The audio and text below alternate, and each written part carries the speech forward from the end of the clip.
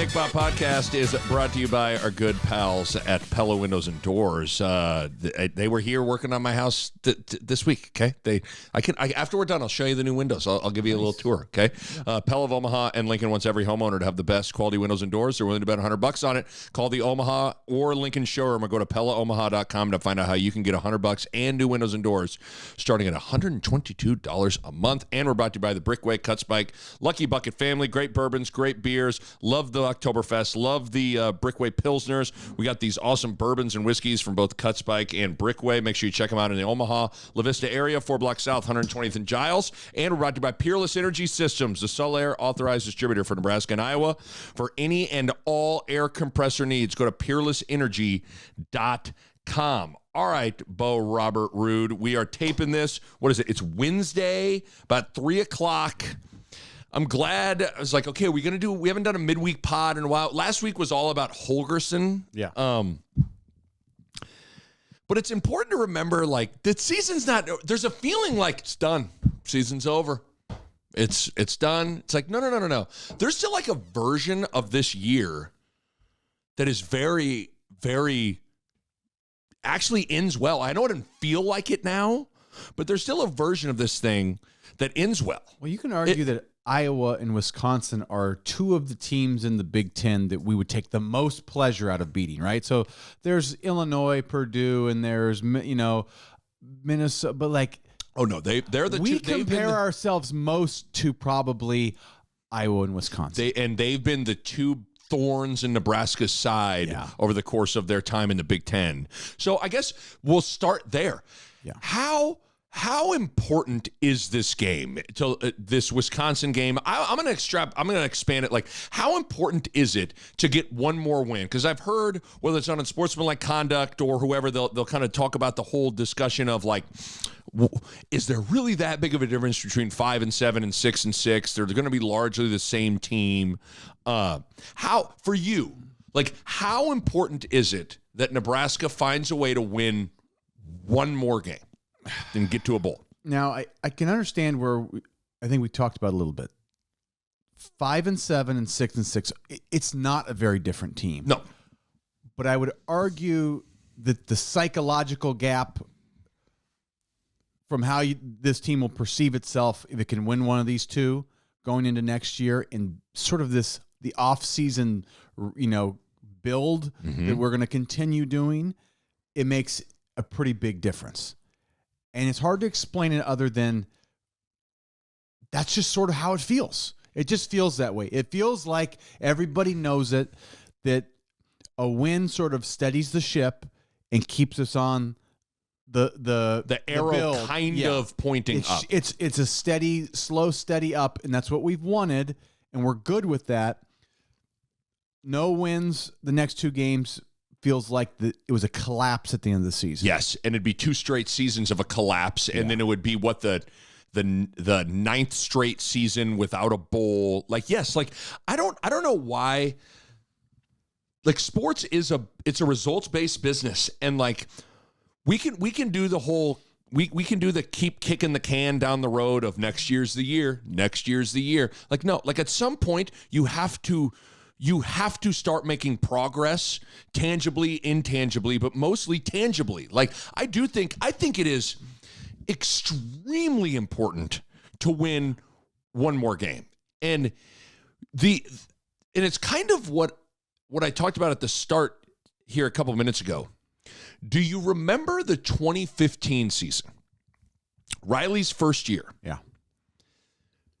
That season, for the first 2/3 of the year, I'd have to pull up the felt like it was going terrible, right? Remember the Illinois law? It starts with the BYU Hail Mary, lose at Miami. Illinois, you have the third down call where Tommy throws an incomplete. They drive down to score. Purdue hung like 50 on it. Like that season felt like it was going horribly until 2 things happened. Really 3. They upset Michigan State at the end of the year. Yeah.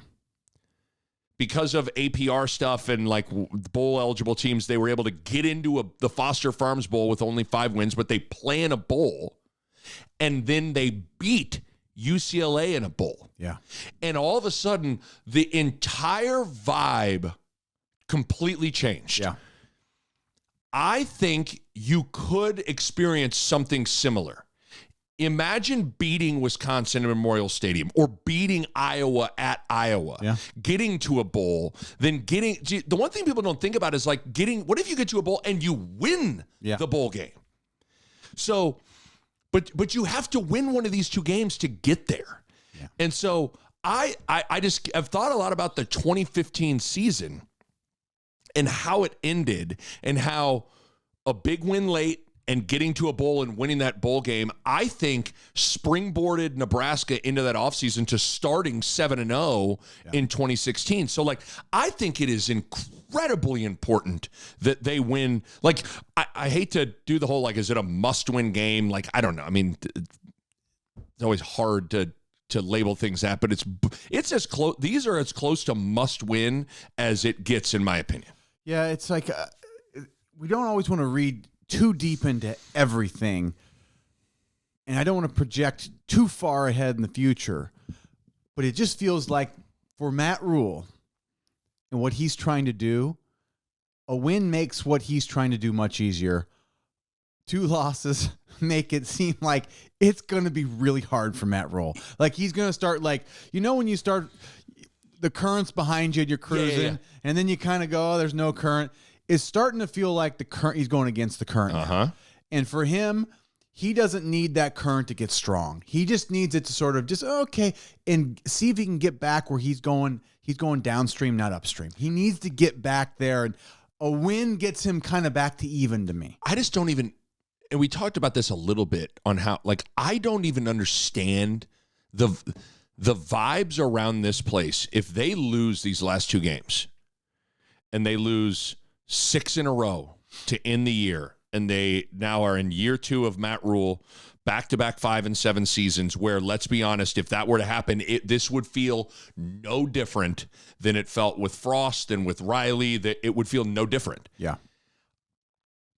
I don't even understand how you muster up excitement in the offseason. Now, there'll be the natural Kool-Aid will start flowing around the spring game and all that stuff, just because that is almost just like how it always works to a certain degree. But I just really, really play that out in your head. You win these last 2, you lose these last 2 games, it is going to be, I mean, I don't even know what he could really even sell or spin. We'll always find a way to sell it. Like every off season, me and you, there will be something will be like, can you like, we get excited. We're gonna get excited again. So the maybe the default, the thing we can fall farthest on if we lose 2 games is there'll still be the off season transfer. The transfer portal is going to be a lifesaver in that case, because you get a lot of new guys. Let's hope so. You can convince yourself this is a new team. Oh, for sure. But the reality is it will be such a sour taste in people's mouths. It just makes it so much harder. Right.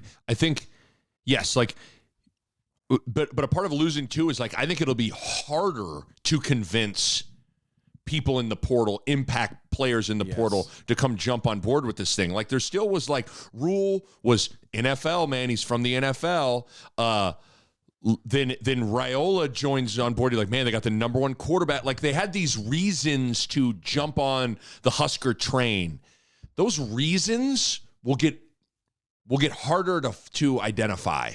For not, we talk about it from the fans, like why they believe, but then if you're wondering that, you'd have to wonder if the same thing on, like, you're a stud wide receiver from fill in the blank school in the portal, why they want to jump on board. Yeah. And so I don't, the other thing is you need the practice time. Obviously we talk about that, and you need a couple of weeks. It would be enormous, I would think, for Dana Holgorsen to be able to make enormous inroads at installing what he wants to do. So I wanted to start with that. Like,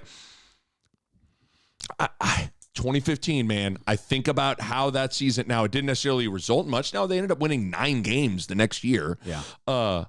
But I just think we all do this. We can do this thing of like, oh, next year. We've been saying next year is the effing year forever.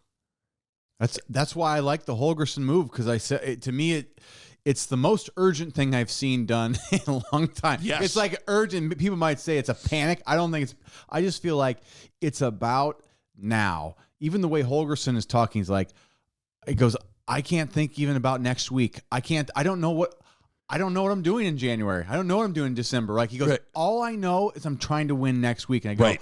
It's kind of that's healthy. That's healthy for this moment, I think, is that you bring in a guy like that who is, his focus is, we got to get one, and there's nothing else. So I couldn't agree more.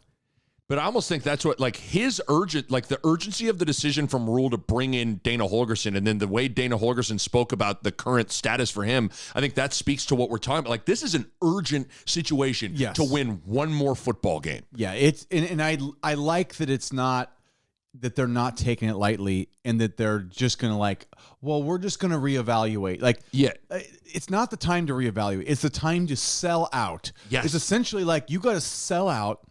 You got to leave it all on the field, and you got to do whatever it takes to try to win. And if you do that and you don't win, okay, you can then reassess. But this isn't the time to just sort of like let the process play out. No, like, let me sit back and watch and observe, and then it's action time. It is. It's like decisive action time, and you can kind of feel that was necessary. So I'm glad they're doing it, but it's still this is going to be a tough couple weeks. Holgorsen's, you brought up, so let's get into that. Holgorsen met with the media, and he's an interesting guy. There's not a lot of phony with him. He's just kind of like, you forget that he was a head coach, so he's used to like being up there and conveying a message and all those kinds of things. He was pretty honest. Yeah. Even the big money quote was, what he said, these wide receivers are big bodies. I'm like, why are you not blocking worth a crap on the perimeter? It's embarrassing. Which is kind of good to see. Like, what it reminded me of? Like, I got way into this show.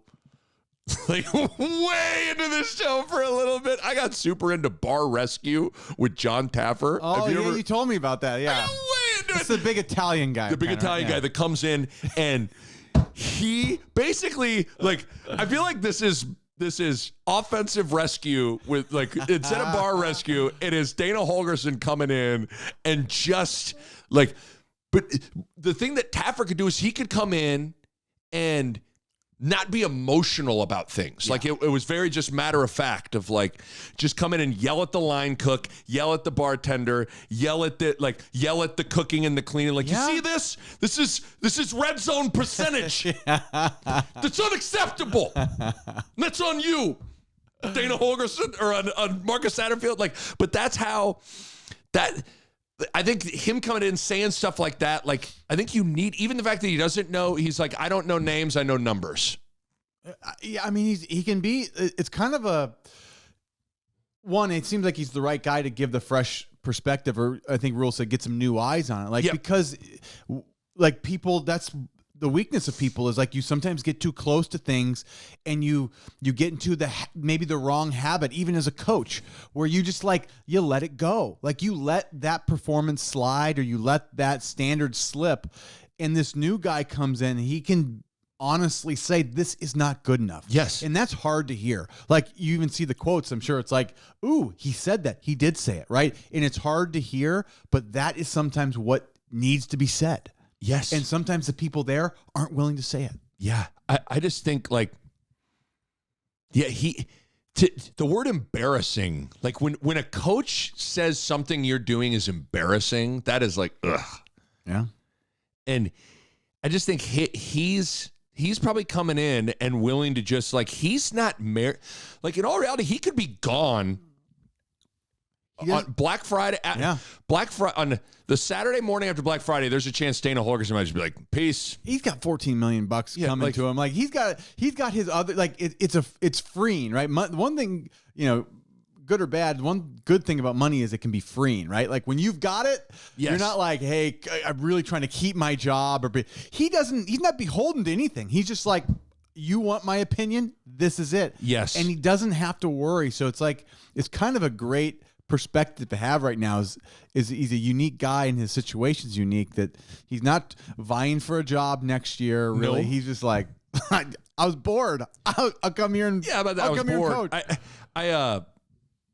What's your guess? The other thing was, how did you see the part where he said he found a young player that he likes on the roster, and he's going to talk with the staff that could like help them like this weekend. Who do you think this young player is? My guess was Carter Nelson. Yeah, Carter. Just the way he moves. I think you can see the way he moves. He's a natural. I wondered if Malachi Coleman, I could see how you could get seduced, you know? Yeah. Like, coming up on stage number 2, give it up for Malachi Coleman. And he's like, wow! Whoa! Look at that post pattern! Oh, my God. I wondered it because Malachi could seduce you pretty good with it. Whoa! Check how he got off press coverage. Oh my gosh. Carter, my guess though is this Carter Nelson. I would think so, just because Malachi has not played at all. And I don't know, people like, is it Quentin Ives, Quinn Clark? Like, to me, it has to be. It's not Lloyd, because Lloyd played and caught a pass late in the game, so there wouldn't be like that wouldn't be an unknown person to him. He's not young. He's not. No, yeah. I think it's Carter Nelson, and you saw a lot of Bonner in this game, or in this last game. I wonder if you're going to somehow see a lot of Carter Nelson. Yeah, I think that would make sense to me. I'm trying to even wrap my mind around who else could it be. It doesn't feel like there's anybody else. No, like I was trying to think, okay, who's young and who can realistically be like someone you put into the game and make happen. The other thing, I don't even know what to do with the club. I mean, I feel bad. I have people come up to me around town and all this stuff, like, who's in the club? And I'm just like, when they're on a losing streak like this, it's and the way these games have gone, it just doesn't feel right. The health inspector came and he shut the club down in my book. Sean Taffer came in and was like, I'm shutting the place down, and they shut it down. Until further notice. And then but the club, people want to get into the club. People want to. There's a crowd that wants to be in there, so the club will reemerge. It just after a win. That's kind of how I feel. Like, I guess the biggest reason isn't to shut down the club to me is like that Dylan's borderline out of the club. Yeah, I mean, to me, there are two. If I had to have to me, Ty Robinson and the Oscar award-winning Zaire Wright would be the only two guys that, to me, could be in the club this year, or after this, like at this moment. It's just, but we've lost so much that you feel like the enthusiasm for the club isn't there, so that like people aren't like part of the club. The appeal is everyone's clamoring to get in to see and arguing, and we were having real issues and discussions before, to the point where we had to create the gourmet grill, Ubers, and different things, because there were a lot of people that were like, that's what 5 wins and 6 games. That's what starting 5-1 will do to you. But right now, it doesn't even feel like John Bullock has not really felt like he's splashed in a while. No. Polar Bear feels like he hasn't splashed in a while. Gifford, hasn't splashed in a while. Like, Ty's played pretty good. To me, Ty and then Zaire Wright was good in this last game. But at this point, the guy that's been the most consistent from game one till now that is for sure in the club to me is Ty. Yeah. But other than that, I don't know. So are we? I mean, at this point, again, are we doing the until further notice? We put the sign up on the door, like, until further notice, the club is temporarily closed. Let me bounce a couple more things at you as we're just hammering through this thing. A couple of stats. So through 12, this is from Stu Manji, great follow on Twitter, who always just has like crazy Husker stats that'll make you, a lot of them are like, make you want to grab like a bourbon and be like, ooh, that's not good. This one's the same way. Through 12 weeks of football, only 6 FBS teams have held opponents to 10 points or less in 5 or more games. Does that make sense? Yeah. And then he lists out the record of those 6 teams. Army, God Country Football, our guy Jeff Munkin, 9-0. Ohio State, 9-1. Texas, 9-1. Tulane, 9-2. Ole Miss, 8-2. And Nebraska, 5-5. So that's a pretty dramatic, like, pick the one that, like, wow. Yeah. Clearly that's like all those teams that have done that kind of put up that kind of performance defensively. They've won a lot of games, except Nebraska. Takes it a step further to make you then be like, I better get another bottle of this bourbon here after reading Stu Manji's tweets here. Oh, my God. Over the last 30 years, 98.6% of FBS teams, so 284 of 288 teams that held opponents to 10 points or less in 5+ games, ended up winning 6 or more games that season. The lone exceptions, 1995 Illinois went 5-6. 2008 Temple 5-7. We'll talk about that in a second. 2008 Tennessee 5-7, and 2015 Missouri 5-7. That 2008 Temple team that went 5-7, their offensive coordinator was Matt Rule. That's a deep dive. How about That's a deep stat. That's a deep stat, but it just goes to show you that like, I guess what this illustrates to me is another anecdotal way to sink your teeth into just how bad the offense has been. Yeah. And just how rare it is for your defense to play at that kind of a level and for you to not, again, 284 out of 288 teams, almost 99% of teams that held opponents to 10 points or less in 5+ games went to a bowl game. Yeah, you should have 6 wins. So I think in the paper today they said maybe we're like the 28th ranked defense in the country. And so like you should be fringe of just outside the top 25, and yeah, that means usually already bowl eligible, and we just we've been pretty. I don't know if it's just we're not historically bad in offense, but for Nebraska, we're pretty bad. I mean, we've been pretty bad in terms of being able to put points up on the board these last 2 years. Now, the one thing that's weird is my memory of like the 2009 offense was they just didn't move the ball at all. Yeah. This team's gets into the red zone. Like, in order to get into the red zone, you got to kind of move the ball. Yeah. It's just one of their biggest issues is they are atrocious in the red zone for touchdowns. Yeah, I think what is it? See, McEwen 51% touchdown rate in the red zone. It was 48% last year. Currently ranked 115th in FBS. And 15th in the Big Ten, ahead of Northwestern. Yeah, that's historically bad. So we're talking about being bad, that is historically bad. So if we have to single out one thing, it's probably that.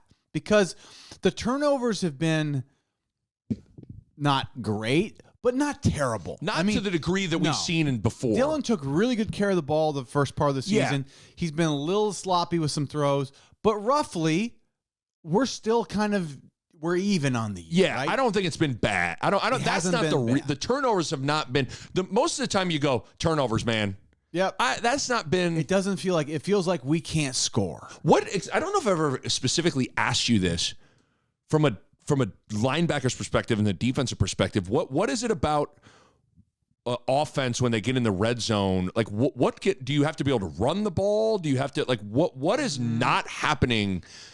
The field, so it shrinks. Obviously, you don't have to defend as deep, right? Yes. So like cover 2, I got deep half, I got deep middle. It's like now that all condenses, so you can sort of like everybody's can be a little bit closer and a little bit more on things. So the timing of it all changes, right? Okay. So that's really the big difference is you have that extra defender, which is the deep out of bounds. You know what I'm saying? So like that's your deep safety. Over the top is like, well, they can't throw it over me, so I can, so you can cut underneath, right? So it just changes.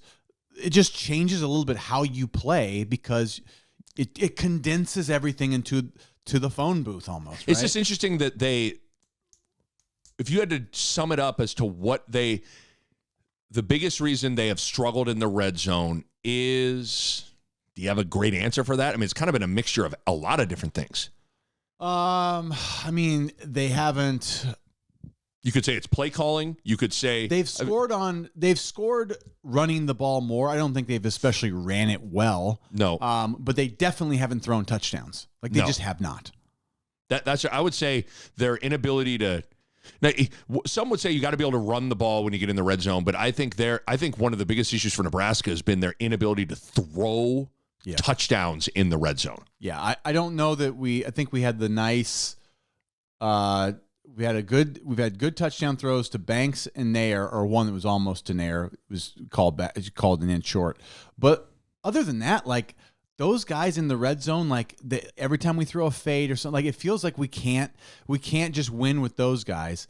And I don't know, we just haven't had a very great passing attack in the red zone. No. It feels pretty anemic. You know what's weird is I just was thinking about, like, remember in the Purdue game how many pass interference calls Nair and Banks drew, and then that's like completely gone away.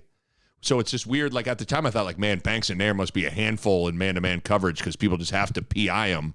And now all of a sudden that narrative's completely flipped. But yeah, so Stumanji presenting bourbon-filled stats there. Your wheels are turning. I'm thinking more about this red zone offense, and it's probably the lone, like the more you're at, like the lone thing that it seems to be standing out. Like, God, that is bad. Like, that's really bad. Yeah, that's really bad.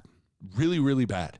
And so clearly you have to do some things right to be able to move the ball to get into the red zone. Yeah. So it's not like this is an offense that can't ever dream of moving the ball. There were times in 2009 and even last year where they couldn't dream of moving the ball. Like last year was going to take a Harburg zone read keeper all-world run or like a bomb to Lloyd for them to move the ball. This year they're able to kind of move it, but man, when they get inside the red zone, it evaporates quickly. Yeah, I think that's right. I talked about this a little bit on the recap pod of like Ruud talks about being a developmental program and establishing that foundation. Like people thumb their nose at Indiana because it's like, what kind of staying power does that have? And to me, like sometimes I go, well, what foundation is exactly getting built right now where the young players aren't really playing? Like I feel like Ruud kind of got caught in between wanting to go young and be developmental, which, as you know, like sometimes the best place to develop is on the field in games. But then he also felt the urgency and felt like his team was just good enough to be like, kind of want to go for it and win. And now he's kind of effectively done neither right now. Because if you look at like, here are the seniors. Okay. The seniors, now some of these guys, there are some fourth-year juniors that might go through senior day here. But these are the seniors. And tell me if you kind of, as you hear these names, you kind of go, oh, okay. So here I wrote down the seniors: Javin Wright, John Bullock, Tommy Hill, MJ Sherman, Deshaun Singleton, Isaiah Garcia Castaneda, Ben Scott, Brian Buschini, Nash Hutmacher, Ramir Johnson, Ben Hart, Ty Robinson, Isaac Gifford, Turner Corcoran, Isaiah Nair, Jamal Banks, Micah Mazuka. That's the whole team. That's the whole team. Yeah. That's the team. That's 17 guys. Yeah. That are the team. So I guess that's where this gets fascinating to me, where we sit there and be like, he's building it, man. Let him build. I'm like, well, I guess like, what do you mean? Not to say you can't develop guys behind the scenes at practice and all that stuff, but I don't know. There's a part of me that like when you want to see more sophomores and juniors in those lineups. Yeah, I see what you're saying. I guess I'm just, that was his whole thing at Baylor because he kind of had to do it. And I'm not necessarily like, I'm just pointing this out of like, I think we do this thing where we be like, Rule's a developmental guy. And it's like, okay, you heard those 17 names I just named. Yeah. Like the whole team's gone. Yeah, but that means like, okay, they're gone. But it's still the right move to play the older guy. You know what I'm saying? So that's where I don't fault him for that. You play the best players, and they're all old guys. So be it. Like, the building the culture and the development thing. Yeah, that's like an everyday thing, right? So I understand what he's talking about, but it's going to be a little bit different era, even from when he started. The walk-on thing now. Like, yeah, it's a real thing. That's a real thing. Like, that was a very unique aspect to this program. We have, comparatively way more walk-ons than any other program. That's just how we've done it, right? We've done it that way forever. It was the feeder system. Like, back in the 80s and 90s, it was like everybody run option in the state of Nebraska.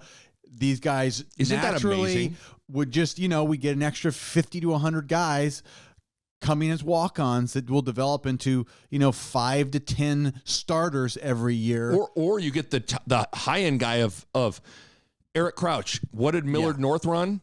Option. So he was like, the 10,000 hours, like he had 10,000 hours of mastering the option. So by the time he got to Nebraska, he was already like, it was second nature to option the end fake pit. Like, yes, it was beautiful, right? He had been doing it since like Pee-wees. He'd been running that, right? Yes. So that was a competitive advantage we had for years. Now they're going from 85 scholarships to 105. So there's going to be more scholarships, less total players allowed. They cap it 105. So we've always been, like I said, 120 to 170. 50, yeah. I mean, we had 170 in 03 when I got there. It was like, that's a lot of human guys beings. Are like, the coach was like, who's that guy? Didn't know that guy. I'd never seen him before. There's a lot of people in the team. It like, remember when all the Simpsons, the male Simpsons that, when Lisa was like, I shoot, there was the one. The family reunion. The family reunion where all the male Simpsons were stupid. I step in front of cars at the airport and I sue the driver. I shoot birds at the airport. Like, it was like, yeah, what do you do? Like, I work at the airport and I am now on the scout team. I'm player number 168, Yeah. I mean, but no, I just think there's an interesting discussion because we throw out these things like you develop it. It takes time. But it's. Now, I'm not saying there isn't stuff happening behind the scenes, but I'm just saying, like, everybody I just listed, that's the team. And so one thing you brought it up of like, well, you're not going to sit there and be like, well, listen, I know the third string guy behind Isaac Gifford is a freshman, and Isaac Gifford's way better than him. But sorry, Isaac, I'm going to play the third. Like, I'm not advocating that necessarily, but I also just. So you're comparing him to Indiana, and you're comparing him to Colorado, who are just all in on just give us our guy, right? Well, I guess what I'm saying is like he's gonna like. Here's what I hear: it's like Kurt Cignetti's gonna need a whole new team next year. Hey, guess what? Nebraska's gonna need a whole new team next year. Well, yeah, I think that's right though. The bigger your senior class is, right, they're gonna have more guys they got to fill that with. So now 105 scholarships.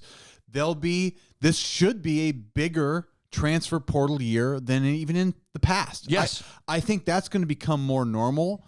And so as much as Matt Rule says he wants to be developmental, like I like the saying of it, but so do I. The reality is I just think with the transfer portal and you're going to have extra scholarships now, I think you're going to do that. I wonder if everybody outside of Bama, Texas, Georgia, Ohio State, Oregon, LSU, the heavy hitters. Yeah. Everybody else is kind of just living in a year-to-year world now.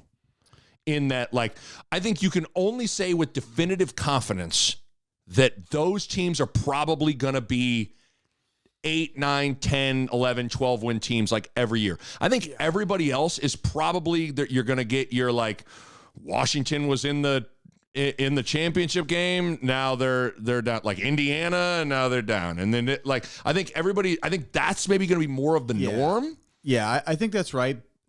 The interesting thing with those teams is they have a different sort of problem. Like everybody else is just trying to get enough good players to make a run at something, right? Right.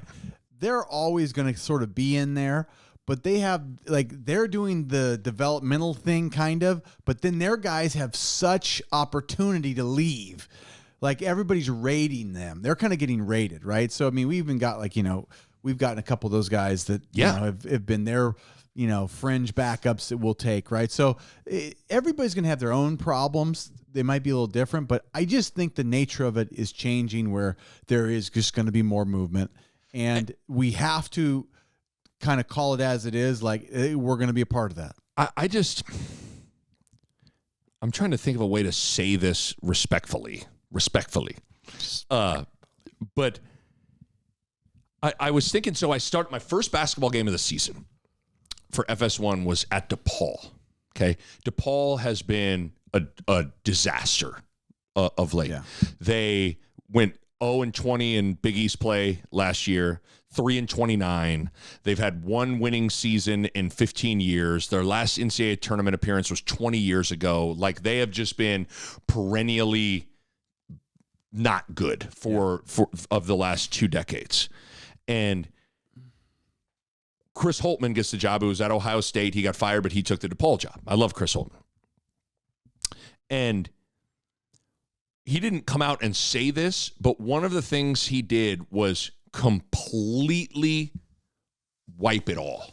Like, the whole staff is new, no returning play, like a brand new, like, and I get that it's different. It's not apples to apples with basketball and football, but what I'm getting at is what DePaul maybe needed was a complete factory reset of, like, you take your phone into the Apple store and they're like, all right, you want me to completely wipe it clean? You're like, yes, thank you. Please wipe it clean.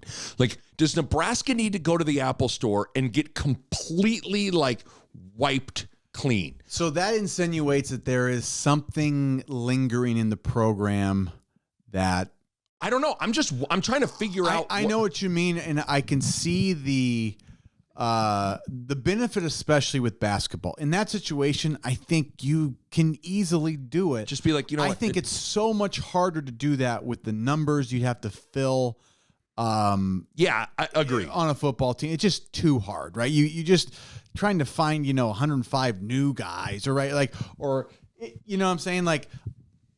Matt Rule, and I think Matt Rule's chance for that is like when you come in, right? So I'm saying he had a chance, like a little bit with, and he took a lot of shit for it. It's a little bit what Dion did. Oh, I mean, but see, let's all rewind. When Dion did it, how many people loved what he did? Everybody hated it, right? So I think there's no right answer. No, now I'm just posing the question here of, like, because I saw it with DePaul and I was thinking about Nebraska. Yeah, and so to me, it's all like, we get caught up in Indiana and Colorado a lot, right? And like I believe that has influenced how everybody's feeling about Nebraska, where it's like, I don't know. I don't think that's a good way to judge Nebraska, but that's how we're doing it.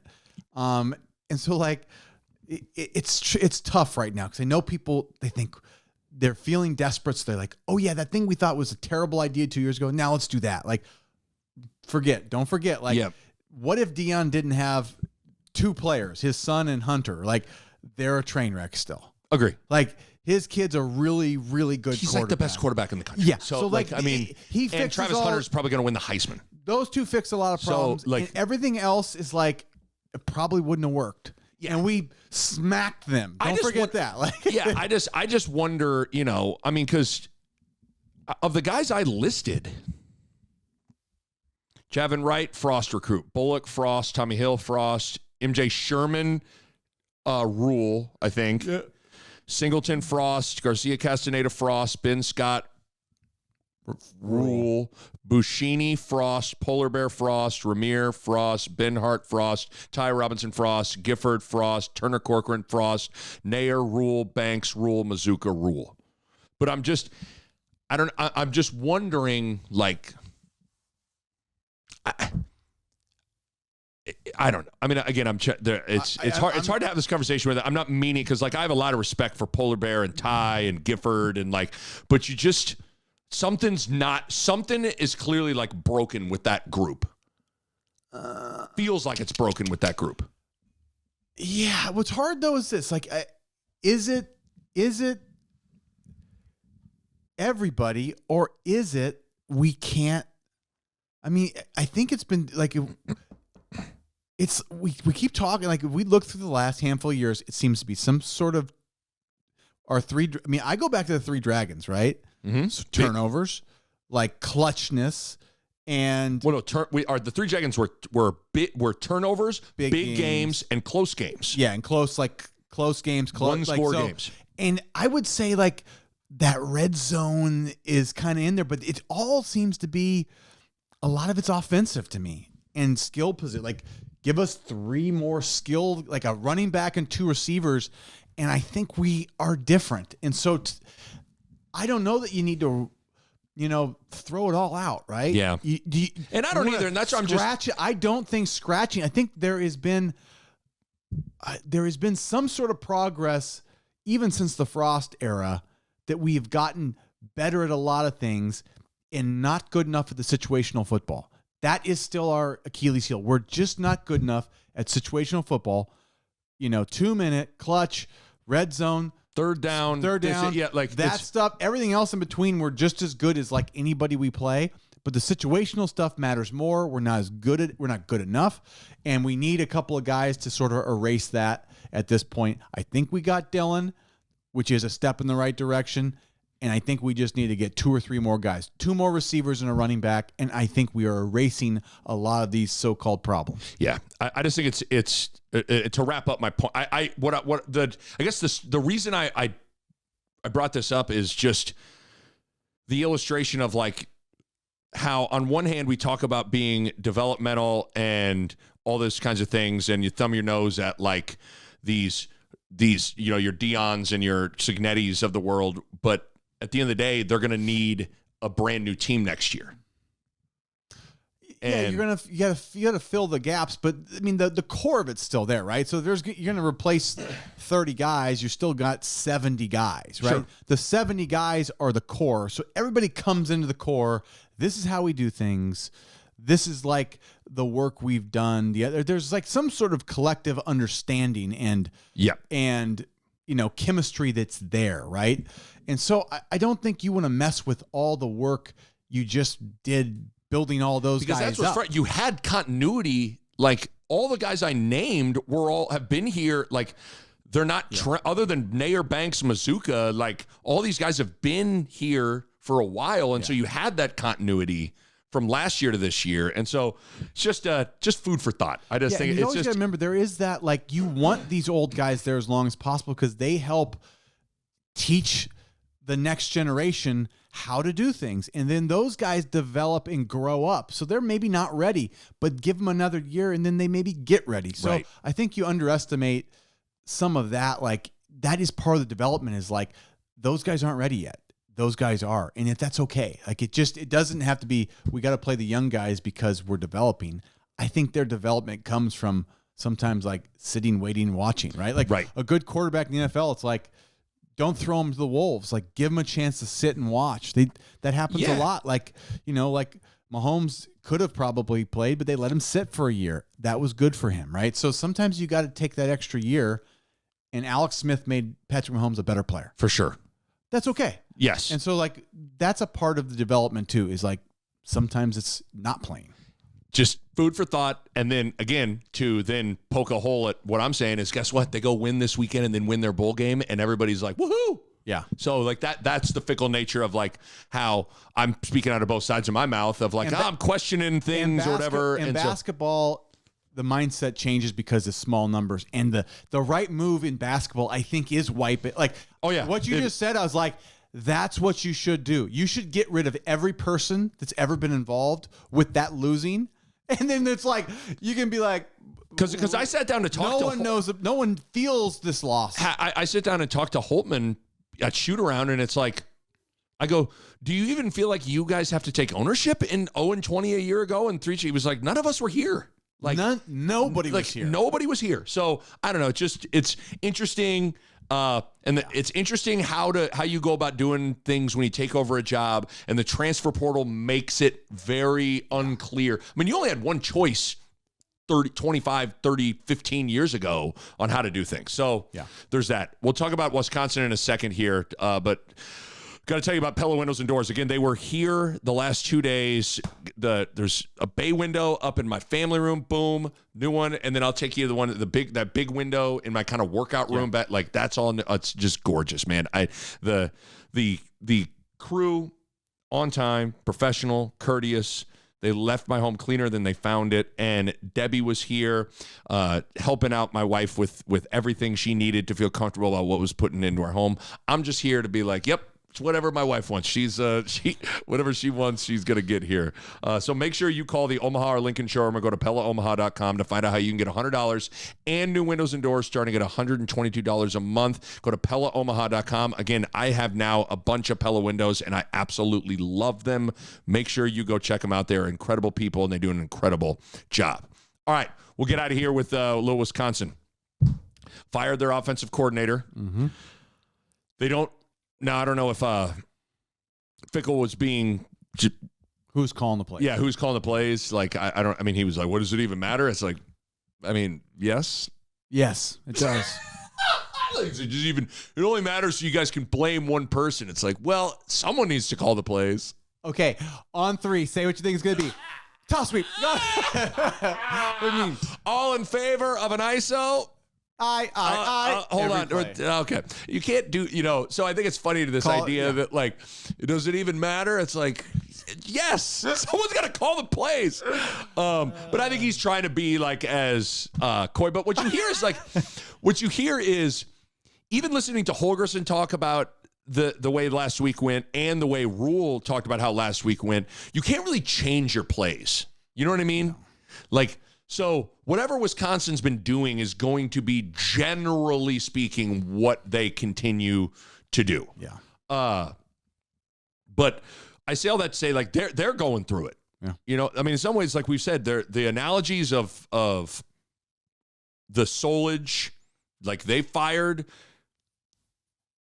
Paul Christ, and they changed their way of life. Yeah. There was a way of life in Wisconsin, and a way of playing football and coaching and building the program, and they ditched that, and they're going through it now a little bit. Mm-hmm. Keep in mind their starting quarterback out for the year from injury earlier in the season, and they've lost 3 in a row. And listen, they've had a hard time scoring the ball. Yeah, like the parallels are very, very similar. I mean, they scored 13 points, 10 points, 13 points in their 3-game losing streak. And they scored 10 points. It was against Bama. They've had a hard time scoring. And the one thing with them is, would you say their schedule's been a little tougher? Maybe. I mean, so here are their losses. Bama. That's it. And Oregon. Yeah. I mean, Oregon's the #1 team in the country. So their losses are to Bama, Oregon, Penn State, at Iowa, and at USC. That's tough. That's like, ooh, okay. Nebraska's losses are at Ohio State, at Indiana, at USC, UCLA at home, Illinois at home. So not a horrible, not like, Roast Beef State and Panera Bread Tech losses there. Like, that's Ohio State, Indiana, good. Bama, Oregon, probably better. But I don't. They are, like we said, they're going through it, man. Listen, this is the interesting thing, is what we never can tell. You never can tell till basically you get a feel by the first quarter, right? Did they expel it all last week? Right? Yes. Did they prepare and sell out to beat Oregon and come up this short and then just have nothing left in the tank for this week? Or are they a team that, like, they found some sort of motivation and they're dialed in for Nebraska and they smell blood and they're coming for it? Like, you just don't know. You don't know what you're going to get out of them. And so I'm curious to see how sharp they are, because that's usually the key. It's like sometimes a team just comes out and you're like, God, they're off. Like, quarterback's missing throw. It's those first couple drives against Nebraska. If you're not good in your first couple drives, it will be a 1-score game, guaranteed. But like, if they come out firing and score, like then we could get, like, who knows what's going to happen. But I know if those first 2 drives don't go well for them, like, look out, because we'll be in this game for the long haul. There's a part of me that feels, and this is maybe, I don't even know, this feels maybe not accurate, but it feels like this game's more about them than it is Nebraska. Like, from the standpoint of, like, I think I know what I'm going to get out of Nebraska. Yeah. The variable is everything you just laid out with Wisconsin. Where are they at? they've had a disappointing season. They've lost their quarterback. They just fired their offensive coordinator. They just gave everything it seemed like they gave everything they had in this Oregon game. Where are they at? Yeah. If there's still something in them and they still got some juice in the tank and they're locked in and ready to go, I don't know how I don't lean towards Wisconsin, just given the fact that they've won 10 in a row against Nebraska. It's just hard to pick us against them because, like I said, it's been 10 in a row. You can't. These guys have played for 5 years against them and lost 5 times. It's like our guys have. But I think for us, we got to score. I think 21 wins it for us. I think 21 wins. I think 21 I could even say this game feels like, I was looking at the totals, maybe 42.5. It feels under. These two teams are very similar in that, like, both defenses are pretty good. Both offenses are not very good. Both offenses are enduring major overhauls with their play calling and all that. These two, and they're both sitting at 5 wins. They're both this might as well be like an inter squad scrimmage right now. Yeah. These two teams are in a very similar spot, and so. Yeah, I would say first to 20 wins. First to 20. I mean, it feels like it's going to be, that's going to. And it wouldn't surprise me if it's like a 13-6 game. Yeah. It's going to be 40 or 50 light winds, but so not warm, but not horrible conditions. Yeah. But Nebraska's favored by 2.5. Yeah, it's hard. It's hard to pick Nebraska right now. Even given, I guarantee if Wisconsin, if there was not the Tony podcast, but if there was the Badger pad, if the Badger and cheese pad, I'm sure they would say, you guys watch the Badgers. They have it. Is that even in Wisconsin? What is that? Is that almost Minnesota? More, the Badger, I don't know. Chicago? That's almost Chicago. Yeah, Chicago. I'm relocated to Chicago. There's a lot of them Polish up there, a lot of Polish and. But I'm sure if they were here, they'd be like, no, you guys are going to win. We're terrible this year, Yeah, it's going to be close. I can't imagine it not being a blowout either way. Doesn't feel likely. I feel like it's going to be close. I do too. And somewhere between 14 and 20 each team, and it's like, good luck. I mean, it's going to be there. I think it's going to be low scoring, and I think there's a world where it's like really low scoring, like 10-7 type. If you want to me, it's in the first 6 minutes. I want to see how sharp Wisconsin is, and if they're not sharp, we're going to win. In the first 6 minutes, if they are sharp, I would say that's probably it's literally the sharpness of Wisconsin tells the story. That's why I said to me this game's more about them than it is Nebraska. Yeah. Like I think if Wisconsin's sharp and locked in and juiced up, it's hard for me to not pick Wisconsin to win this game. Yeah. But if they're not, and maybe Holgo's got it. Maybe Holgo's got it. Maybe Carter Nesson's going to get the ball more. Maybe. I don't know. I'm actually I'm still this team's slightly not that good. Wisconsin. I'm still slightly optimistic that Holgorsen, with more time, simplifying, just very simple, getting the ball to guys in space and then seeing what happens. I want to see what he does. You know what I want to see more than anything is a deep shot. I think you're going to need. Clearly, we've talked about the red zone issue. They need like a 60-yard touchdown pass. Easy scores, right? Like they need something like that. So if I were, Holgo needs to go deep in his bag for the annexation of Puerto Rico, pretty much. I mean, I could. He needs to go. That's why I like it more than anything. Is our red zone offense is so bad. They're scoring long. We don't score long ever. In Holgorsen in his presser was talking about the holes were big. The running back needs to make a move and win, essentially. Agreed. When was the last time we had a long run? I think Emmett Johnson had one earlier in the year, and Ramir had one called back. So on the year, basically one touchdown run that was of any length, and then that's it. Guys got to win. I want to see Holgo dial up. It doesn't need to be a trick play, but I think you are going to need a touchdown of length.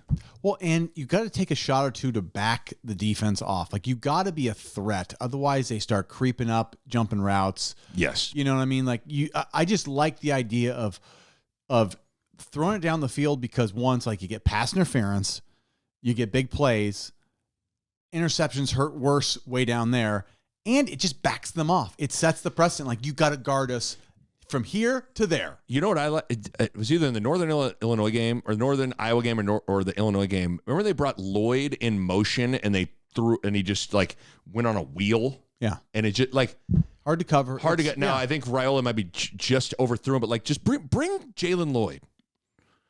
Bring him across the formation and just Jalen, just fucking sprint. Yeah. You just and Dylan just heave it. Yeah.